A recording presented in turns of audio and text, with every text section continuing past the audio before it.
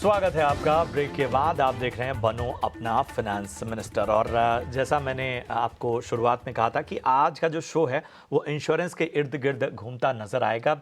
शुरुआत में हमने बेसिक जो इंश्योरेंस से जुड़ी तमाम सवाल थे उन पर बात की।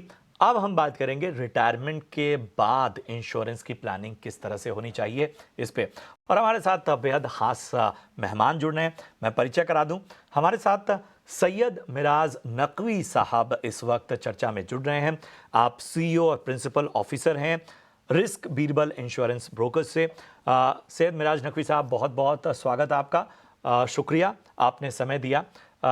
हमें तो बताइए कि आम तौर पे रिटायरमेंट के बाद इंश्योरेंस, ये सुनने में ही इस हिसाब से लगता है कि साहब बड़ी देर हो गई इंश्योरेंस तक पहुंचने की। लेकिन अब होंगे बहुत सारे लोग जो इस उलझन में होंगे। तो हमें बताइए कि किस तरह से इसकी प्लानिंग होनी चाहिए। सर देखिए, ये एक ऐसी समस्या है जो सच में बड़ी गंभीर है और ओल्ड एज लोगों के लिए ये बहुत ही इम्पोर्टेंट फैक्टर है जो लोग मिस कर चुके हैं कि इंश्योरेंस प्लान।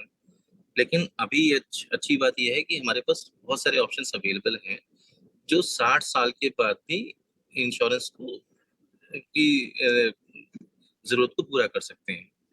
तो ऐसा नहीं है कि 60 साल हो गए हैं तो अब मुझे मिलेगा नहीं। बेसिकली क्या होता है कि चूंकि हेल्थ टेस्ट होते हैं, हेल्थ चेकअप्स होते हैं, नॉर्मली लोगों को कुछ ना कुछ प्रॉब्लम होती है जिसकी वजह से इंश्योरेंस कंपनीज मना कर देती थी पहले।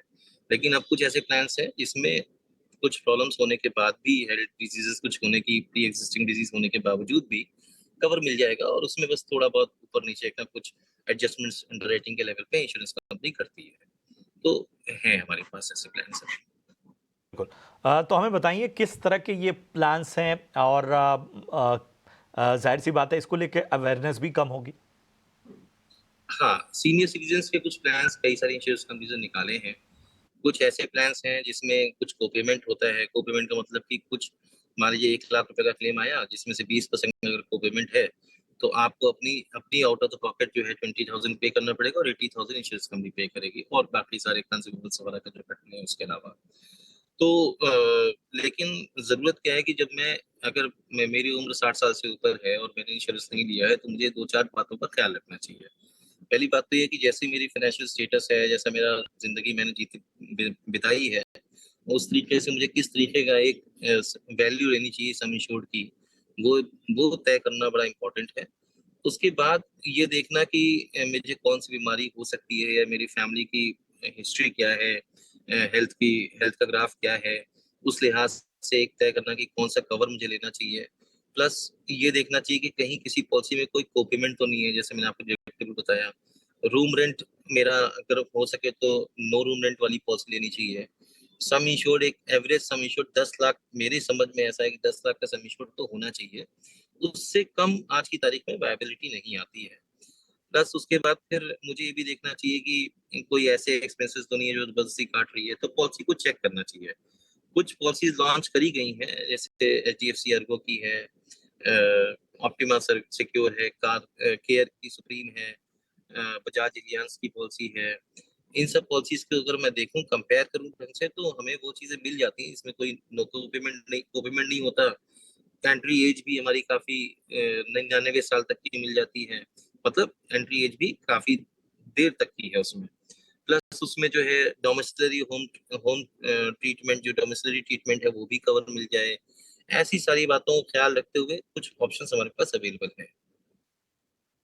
नकवी साहब, मुझे ये बताइए कि एकदम शुरुआती दौर से लेके पॉलिसी में जो एडवांस पॉलिसीज हैं, इन सब में क्या क्या चीज़ें कवर होती हैं। और पॉलिसी लेते वक्त खास तौर पे आपने बहुत सी बातों को तो बता दिया किन किन बातों का ख्याल रखें, लेकिन एक आम कवरेज अगर समझना चाहें तो वो क्या क्या रहता है।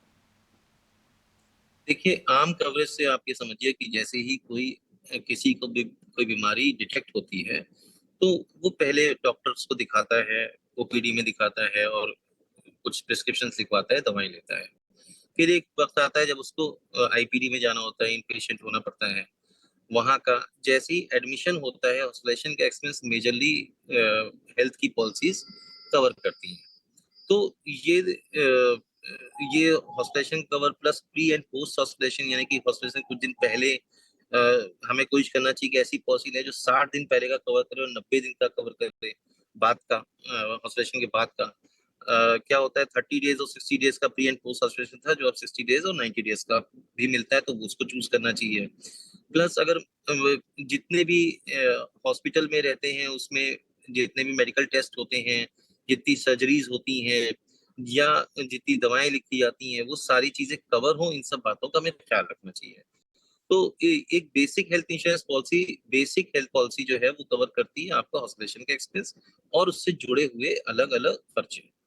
तो ये तो बेसिक चीज हो गई। लेकिन अगर मैं एडवांस में जाऊं, एडवांस पॉलिसीज की बात करूं, तो मुझे हेल्थ चेकअप्स जो कि बिना हॉस्पिटलाइजेशन के बाद के बिना हॉस्पिटलाइजेशन हुए भी मुझे नॉर्मल रूटीन लाइफ में हेल्थ चेकअप्स करवाऊं, तो वो भी मुझे कवर मिलना चाहिए। मुझे वेलनेस के योगा सेशंस हो गए या इस तरीके के हेल्थ प्रोग्राम्स का भी कुछ मुझे एड ऑन बेनिफिट्स मिलना चाहिए।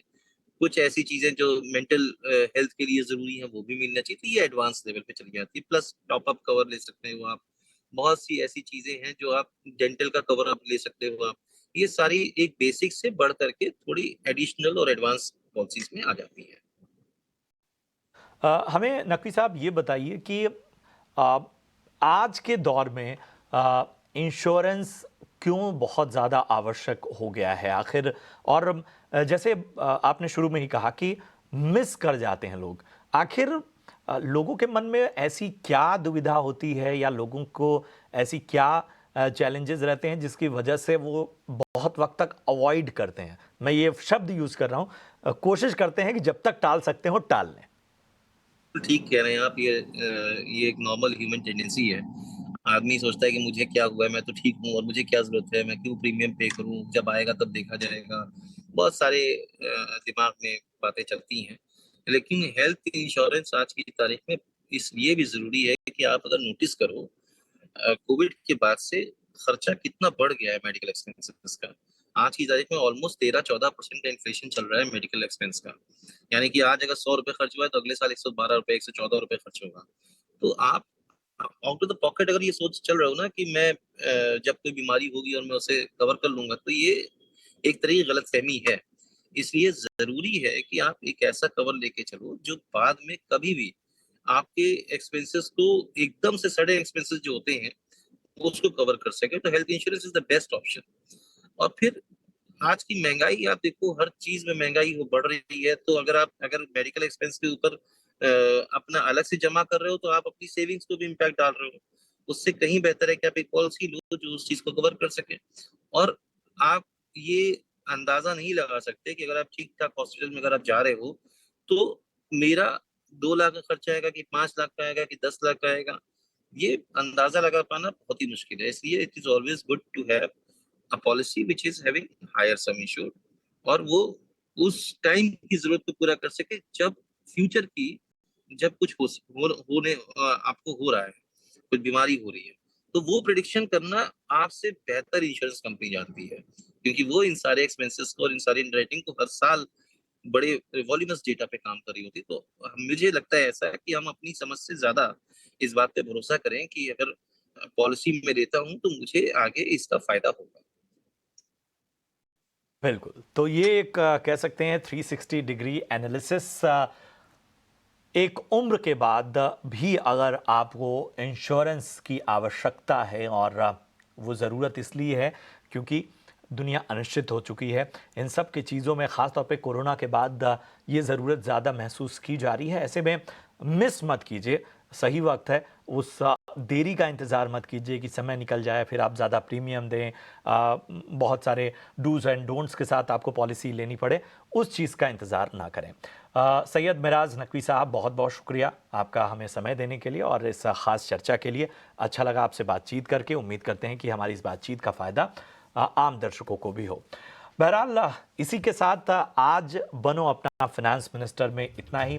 मुझे और मेरी पूरी टीम को दीजिए इजाज़त। आपके मन में कोई भी सवाल हो आप बेशक हम तक पहुंचाइए, हम उन सवालों को अपनी चर्चा में शामिल करेंगे। फिलहाल हमें दीजिए इजाज़त। देखते रहिए ET नाउ स्वदेश। नमस्कार।